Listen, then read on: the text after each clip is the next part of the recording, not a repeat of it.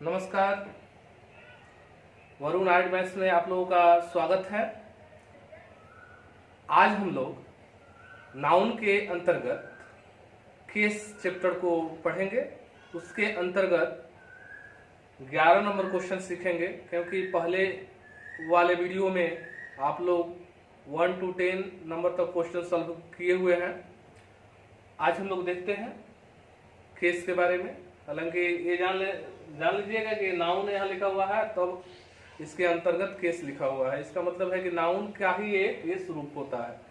इसको शॉर्ट में याद रखने के लिए ऐसे याद रखेंगे कि नाउन के हैं 4 भेष, नंबर, पर्सन, जेंडर, केस।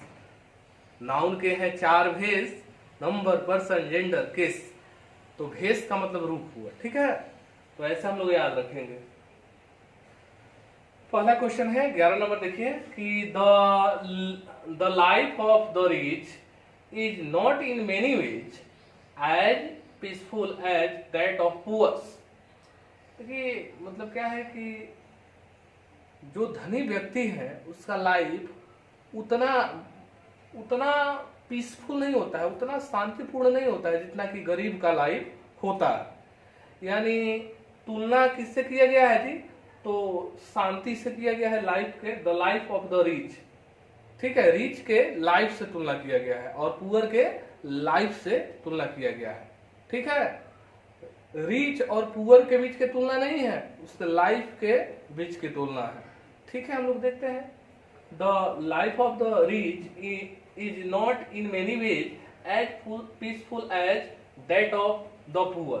ध्यान रहे कि हमेशा से आप लोगों को हम कहते आए हैं कि इसको मजाकिया तौर पर हम ऐसा कहते हैं कि एक समय में एक भूत एक ही व्यक्ति को पकड़ता है। ऐसा नहीं कि एक ही भूत है और दोनों आदमी को पकड़ लिया है, ऐसा नहीं होगा। एक आदमी को छोड़ेगा तभी दूसरे आदमी पर वो अटैक करेगा, फिर उसको छोड़ेगा तभी तीसरे आदमी पर वो अटैक करेगा। अब देखिए इसके माध्यम से हम क्या समझाना चाह रहे हैं।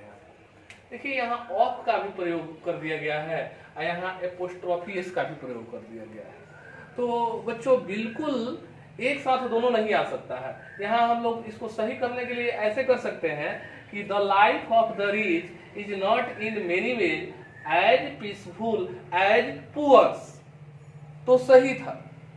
नहीं तो ऐसे कर देते कि as peaceful as that of the poor, तभी सही था, ठीक है। तो दोनों तरीका से हम लोग एरर को रिमूव कर सकते हैं, ठीक है। तो या तो हम लोग को क्या करना चाहिए, एपोस्ट्रोफी एस जो है इसको हटा देना चाहिए। एपोस्ट्रोफी एस हटा देंगे तो हमारा सही हो जाएगा। इसलिए हमारा आंसर क्या हो जाएगा जी? डी। बातें समझ में आ गई होगी। दैट ऑफ द पुअर का मतलब हुआ कि the life of the poor, ठीक है। चलिए ठीक है, 12 नंबर क्वेश्चन देखते हैं। लिखा हुआ है कि for your sake as well as for your wife we all wish that you may get that job. For your sake as well as for your wife's, ऐसे लिखना चाहिए। फॉर योर सेक माने आपके खातिर और आपके वाइफ के खातिर। तो यहाँ ऐसे लिखते हैं कि for your sake as well as for your wife sake. For your wife sake, आपके खातिर और आपके पत्नी के खातिर, तो ऐसा हो जाता। लेकिन अगर हम for your wife for your सेक के जगह पर सेक यहाँ ना लिखे तो केवल एपोस्ट्रोफी एस दे देंगे तो हमारा काम चल जाएगा, ठीक है। यानी कि for your sake as well as for your wife's, तो बिल्कुल ही सही हो जाएगा, ठीक है। तो हमारा यहाँ एपोस्ट्रोफी एस लगा देंगे तो सही हो जाएगा। इसलिए हमारा आंसर क्या हो जाएगा? बी हो जाएगा। इसी में एरर है। और एग्जाम्स में क्या करने होते हैं आपको?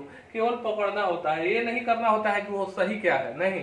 बिल्कुल आपको पकड़ लेना है कि किस खंड में एरर है, ए खंड में है कि बी खंड में है। बी में है तो आंसर बी को रंग देना है, या ऑनलाइन एग्जाम है तो उसको क्लिक कर देना है बी पर, सेव एंड नेक्स्ट कर देना है।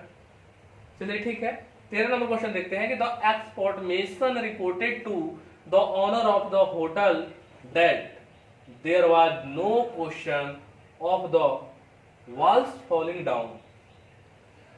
हालांकि पहले ही चर्चा कर दिए हैं कि नॉन लिविंग जो भी चीज है उसमें एपोस्ट्रोफी एस का प्रयोग नहीं होता है। नॉन लिविंग माने निर्जीव, निर्जीव चीजों में एपोस्ट्रोफी एस का प्रयोग नहीं होता है। तो हमारा क्या है यहाँ, वॉल्स फॉलिंग, यानी कि वाल पर, वाल निर्जीव ना है, दीवार में तो कोई जान प्राण होता नहीं है, तो नॉन लिविंग है, इसलिए इस पर मतलब क्या है कि एपोस्ट्रोफी एस नहीं लगेगा। तो इसको सिंपली समझने के लिए, आंसर देने के लिए आप तो तुरंत समझ जाएंगे कि आंसर क्या है, कि जो एरर है और डी में एरर है। तो हम लोग को केवल एग्जामिनेशन में केवल एरर को पकड़ना है, उसके बाद उसी को हम लोग उसी के अनुरूप रंग देना है, ए है कि बी है कि सी है कि डी है। तो हम लोग उसके अनुरूप क्या करेंगे, डी में आंसर दे देंगे यहाँ। लेकिन फिर कहा जाए कि रियल में उसको सुधारा कैसे जा सकता है, तो इसको ऐसे कर सकते हैं कि द डाउन फॉलिंग,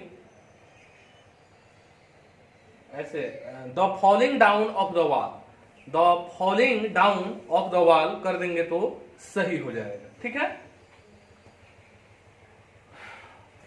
चलिए ठीक है, 13 हो गए, 14 नंबर पढ़ते हैं।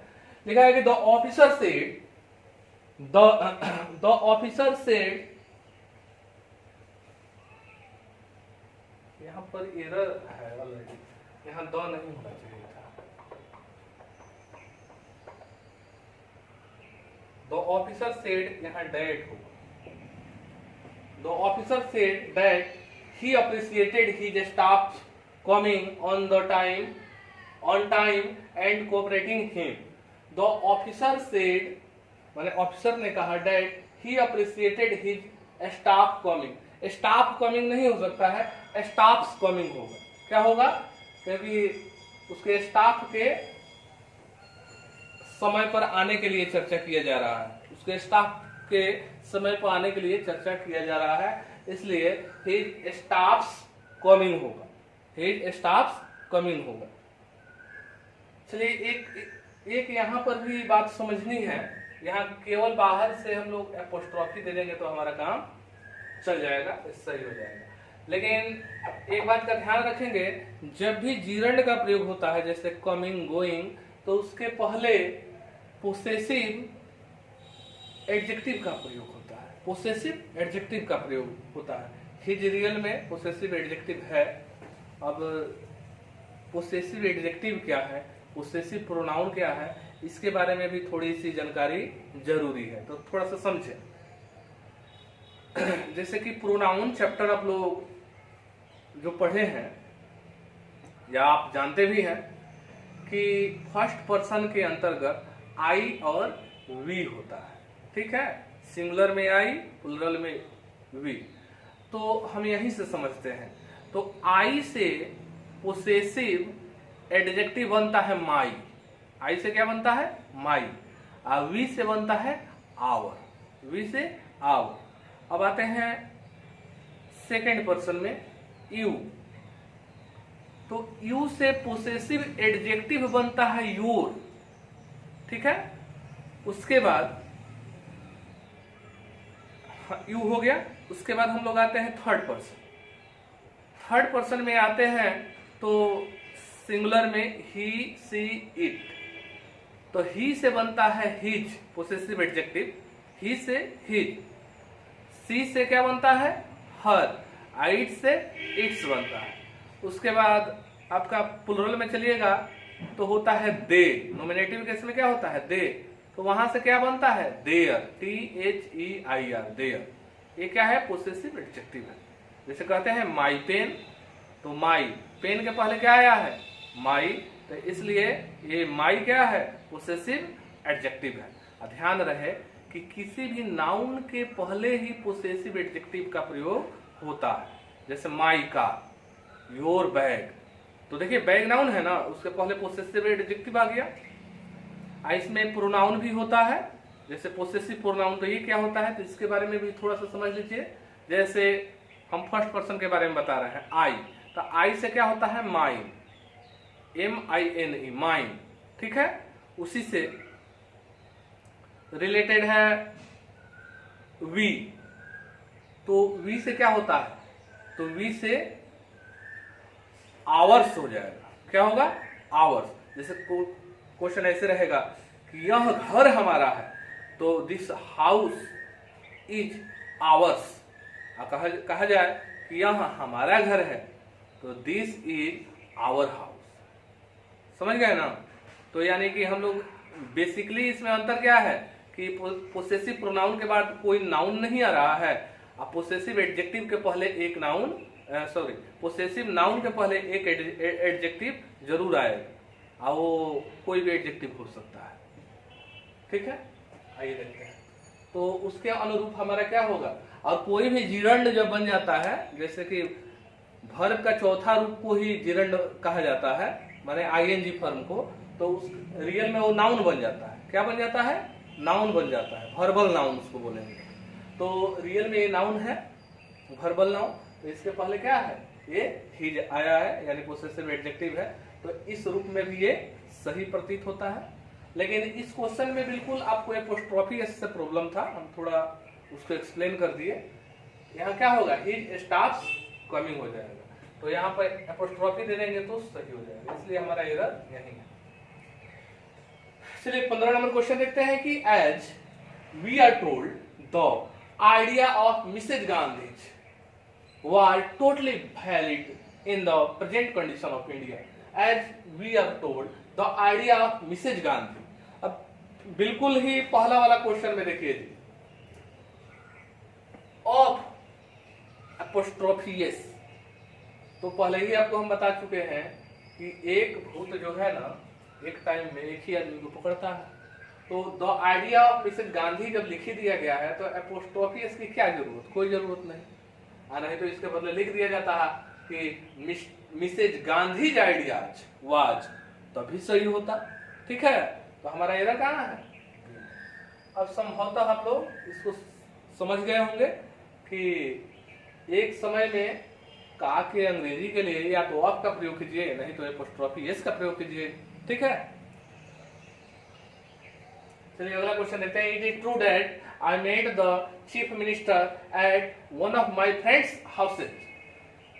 अच्छा, वन ऑफ के बारे में आप लोगों को समझाया गया है। क्या समझाया है कि वन ऑफ के बाद नाउन जो होता है वो कैसा होता है, तो प्लुरल होता है, ठीक है। फिर एपोस्ट्रोफी एस के बारे में क्या समझाया है, तो हम ये बताए हैं कि वन ऑफ के बाद एपोस्ट्रोफी एस का प्रयोग होता ही नहीं। तो खाली इतना ही आप याद रखें कि वन ऑफ के बाद एपोस्ट्रोफी एस का प्रयोग नहीं होता है, तो आप लोग देखेंगे कि वन ऑफ माय फ्रेंड्स यही पर गलती है, ज्यादा कोई विशेष नहीं समझना है। वन ऑफ के बाद देखिए एपोस्ट्रोफी एस है, तुरंत उसको मान लीजिए कि वही एरर है, ठीक है। तो एग्जाम का तो काम आपका हो गया, लेकिन फिर आपके दिमाग में आएगा ना कि रियल में उसका सही आंसर फिर क्या होगा, इसको सुधारेंगे तो फिर कैसे सुधारेंगे। तो ठीक है, हमको ये भी ध्यान रखना है कि वन ऑफ के बाद नाउन क्या देना है, प्लुरल देना है। वन ऑफ का प्रयोग होगा तो नाउन प्लुरल होगा ना, तो ठीक है। आइए देखते हैं, फिर से इसको पढ़ते हैं। It is true that I met the chief minister at the house of one of my friends. क्या लिखेंगे, the house of one of my friends.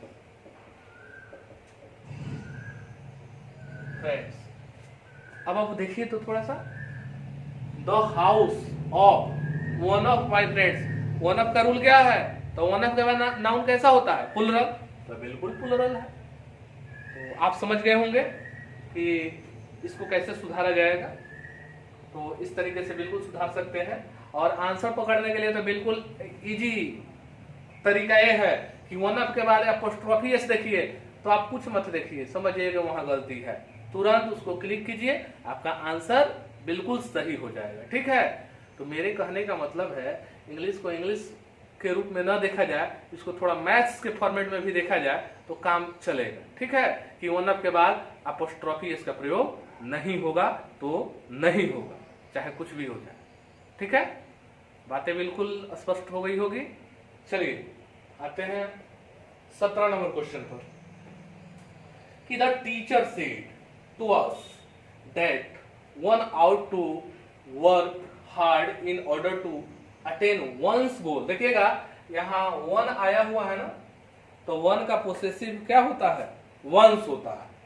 तो यहाँ पर एरर है, कहां पर, वंस गोल कर दीजिएगा, सही हो जाएगा, वंस अपोस्ट्रोफी कर दीजिएगा। तो जब भी वन के साथ अगर आपको प्रयोग करना हो पोसेसिव केस वन का, तो वंस होता है। ठीक है, साधारणतः हिज करके एरर देता है किताबों में, हालांकि यहाँ तो भाग्यवश वन खाली लिखा हुआ है, नहीं तो बहुत जगह पर हिज गोल करके दे देगा, तो हिज नहीं वंस। ठीक है, वन का पोसेसिव केस वंस होता है।